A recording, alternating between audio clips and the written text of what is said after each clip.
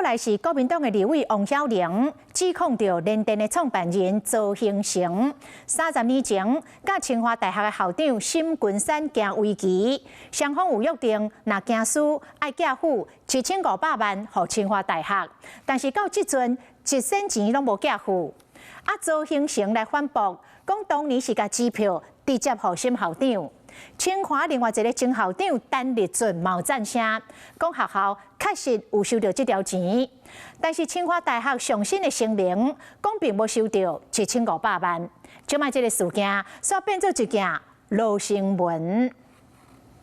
就是这盘棋正平的周兴成，最后输予对面的清大前校长沈君山。偏好的，若输要捐1500万，周兴成被指控无捐。曹兴诚，今年你有捐就有捐，你没有捐就没有捐，你不需要把这件事情又推诿给过世的沈君山校长，这是非常不道德的。伊安尼讲是因为周兴成讲，当时已经有将支票予沈校长，验过无指定讲要捐予清大，可能是沈校长摕去做其他用途。不管是清华大学的校史馆，或者是清华大学的网页，甚至很多的报道，那都有证实说，曹前董事长确实有捐赠这个1500万给清华大学，但现在居然可以说没有。民进党更加提出前清大校长陈立俊2012年公开致辞，当时陈校长就替周兴成澄清讲，清华大学确实有收到这个款项无毋对，是讲离奇的是清大上新的声明讲无收到这笔钱。今仔日佫回应讲无，就是无。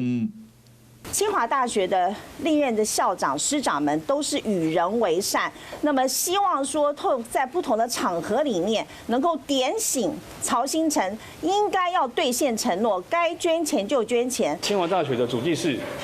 清华大学的会计人员要找到单据什么的，或者是什么，这个都不会是一件太困难的事情。所以我认为这个是清华大学要出来回应的。对了，这件罢免件烧出来案外案，听讲国民党的主席朱立伦伫党内研讨会中提醒不同会立委唔通闹代志，毕竟是拍算要阁受选罢法的王晓玲。朱主席有这么说吗？我想他是提醒大家，现在在提法案的时候呢，或是在对外的一些言行，可能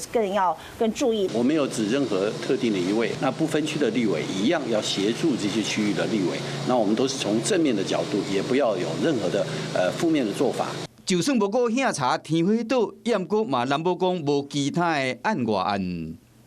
Hello， 我是蒋欣梅，想要抢先掌握最及时的新闻资讯吗？赶快订阅、按赞、开启小铃铛，锁定华视新闻 YouTube 频道。